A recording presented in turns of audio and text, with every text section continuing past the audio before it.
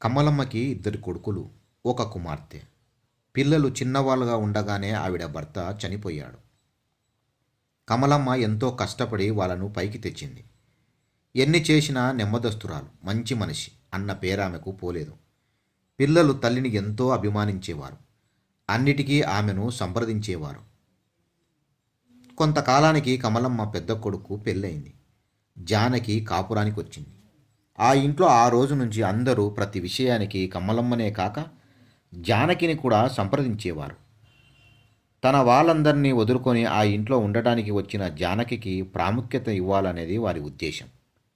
కమలమ్మ కూడా తన నిర్ణయం చెప్పే ముందు జానకిని సంప్రదించి ఆమెను ఒప్పించాకనే అమలు చేసేది.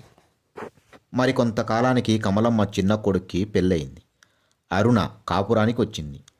ఆ రోజు నుంచి ఆ ఇంట్లో అందరూ ప్రతి విషయానికి అరుణను కూడా సంప్రదించడం మొదలుపెట్టారు. అరుణ చదువుకున్న పిల్ల, తెలివైనది, పొదుపరి. ఆమె ఇచ్చే సలహాలు ఎంతో ప్రయోజనకరంగా ఉండటం వల్ల కమలమ్మ కూడా క్రమంగా అన్ని నిర్ణయాలు ఆమెకే వదిలిపెట్టసాగింది. ఇంట్లో పిల్లలు అరుణ సలహాలే పాటించసాగారు. ఇది బాగానే ఉంది, కానీ జానకికి ఆ ఇంట్లో తన ప్రత్యేకత తగ్గిపోతుందని బాధ కలిగింది. అరుణ ఇచ్చే సలహాలను కాదందామంటే వీలు పడేలా లేవు. అందుకని మంచి సమయం చూసి అరుణను దెబ్బతీయాలని ఎదురు చూస్తుంది.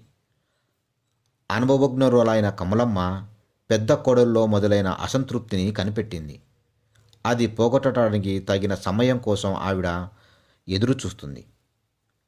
పెద్ద కోడలు వచ్చాక అత్తా కోడలిద్దరూ చెరొక పూట వంట చేసేవారు. అరుణ వచ్చాక, మేమిద్దరం ఉన్నాం కదా అత్తయ్య, మీరు విశ్రాంతి తీసుకోండి. మేము రోజు విడిచి రోజు ఒకరి తర్వాత ఒకరు వంట చేస్తుంటాం. ఆ విధంగా మాకు విశ్రాంతి లభిస్తుంది అంది. ఈ ఏర్పాటు ఇంటిల్లిపాదికి నచ్చింది. ఆడపడుచు విశాల తన వీలును బట్టి వదినెలకు వంటలో సహాయం చేస్తుండేది. సమయం కోసం ఎదురు చూస్తున్న జానకి సంక్రాంతి పండుగ కోసం ఎదురు చూస్తుంది. సంక్రాంతి నాడు అరిసెలు చేయడం ఆ ఇంటి సాంప్రదాయం. ఎప్పుడో ఒకసారి మాటల సందర్భాలలో తనకు అరిసెలు చేయడం రాదని అరుణ చెప్పింది. వరుస ప్రకారం సంక్రాంతి నాడు జానకే వంట చేయాలి. తన తెలివితేటలు ఉపయోగించి ఆ వంతు అరుణకు వచ్చేలా చేస్తే అప్పుడు అరుణ అరిసెల గురించి తన సలహాయే తీసుకుంటుంది. అందరికీ తన ప్రత్యేకత తెలుస్తుంది. అరిసెలు చేయడమే తెలియదా అని అందరి ముందు అరుణను ఎద్దేవా చేయవచ్చు అని ఆమె ఆలోచన. అరుణ పుట్టిండ్లు ఆ ఊరే.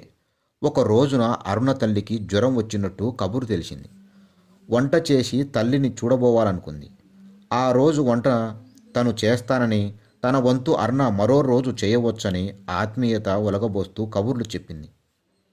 జానకి మంచి మనసుకు అరుణతో పాటు ఇంటిల్లిపాది కూడా మెచ్చుకున్నారు. ఆ విధంగా సంక్రాంతి వంట అరుణకు పడింది. సంక్రాంతి నాడు అరిసెలు కనీసం 2 రోజులు ముందుగానే చేసి ఉంచుకోవాలి. అరుణ తనను అడుగుతుందేమో అని అనుకుంది. జానకి ఎదురు చూసింది, కానీ అలాంటిది ఏమీ లేదు. జానకి ఉండబట్టలేకపోయింది. ఆ రోజు రాత్రి ఇంటిల్లపాది హరికథ కాలక్షేపానికి వెళితే జానకి వెళ్ళలేదు. ఆ సమయంలో గుట్టు చప్పుడు కాకుండా అరిసెలు చేసి ఎవరికి తెలియకూడదని అటక మీద దాచిపెట్టింది. సంక్రాంతి పండుగ వచ్చింది. అందరూ పండుగ హడావుడిలో ఉన్నారు. అరుణ వంట పనిలో ఉంది. అయితే ఎక్కడ అరిసెలు చేస్తున్న జాడ లేదు. అంతవరకు అరిసెలు చేయలేదు. అప్పుడు చేయడం లేదు. అరిసెలు లేకపోతే మొగాళ్ళు చాలా గొడవ చేస్తారు. అసలు అత్తగారు కూడా ఊరుకోరు కదా. అరుణ ఏం చేస్తుందో పోనీ అంటే వచ్చి నన్ను అడగలేరు. కాసేపటికి విస్తళ్ళు వేశారు. వడ్డించడం మొదలైంది. అది పూర్తి కాగానే అరిసెలేవి అన్నాడు పెద్ద కొడుకు. అరుణ మాట్లాడలేదు. అరిసెలు లేకపోతే ఇప్పుడెలా అన్నాడు చిన్న కొడుకు. అరుణ మాట్లాడలేదు. జానకి మనసులో ముసిముసిగా నవ్వుకుంది.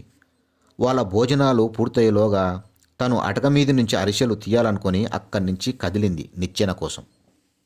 అప్పుడే ఆ ఇంట్లోకి అడుగు పెడుతున్న అరుణ తల్లి ఎదురైంది. జానకికి ఆవిడ, భోజనాలకి కూర్చున్నారేంటి అమ్మాయి అంది. చేతిలో అరిసెల బుట్ట, పళ్ళు, బట్టలు ఉన్నాయి. జానకి ఏదో అనబోతున్నగా వెనక నుంచి అరుణ వచ్చి తల్లి చేతిలో నుంచి సామాన్ అందుకొని, అమ్మ సారెతో పాటు అరిసెలు కూడా తెస్తానంది, లేకుంటే నిన్ను అడగాలనుకున్నాను అంది. ఈ విషయము నువ్వు ముందుగా చెప్పాల్సింది. మొన్న రాత్రి నేను అరిసెలు చేసి అటక మీద ఉంచాను అంది జానకి. అప్పుడే అలా వచ్చిన కమలమ్మ, అరిసెలు చేసే ముందు నువ్వు చిన్నదానితో ఒక మాట అని ఉంటే సరిపోయేది. పోనీలే, ఈ ఏడాది అరిసెలు రెట్టింపు తిందాం అంది. తీరా అటక మీది నుంచి అరిసెలు తీసి చూస్తే అవన్నీ ఎలుకలు కూర్కేసి ముక్కలు ముక్కలైపోయాయి. ఆడపడుచు విశాల నవ్వుతూ, మన ఇంట్లో ఈ ఏడాది మనుషులతో పాటు ఎలుకలు కూడా సంక్రాంతి జరుపుకున్నాయి అంది. అంతా నవ్వేశారు. జానకి ముఖం చిన్నబోవటం చూసి కమలమ్మ విశాలని మందలించింది. తన అక్కసు వల్ల ఖర్చుకు ఖర్చయింది, అనవసరంగా శ్రమపడింది, ఫలితము దక్కలేదు అని గ్రహించిన జానకి ఆ రోజు నుంచి అరుణతో మనసు విప్పి మాట్లాడుతూ అరమరికలు లేకుండా మసలడం మొదలుపెట్టింది.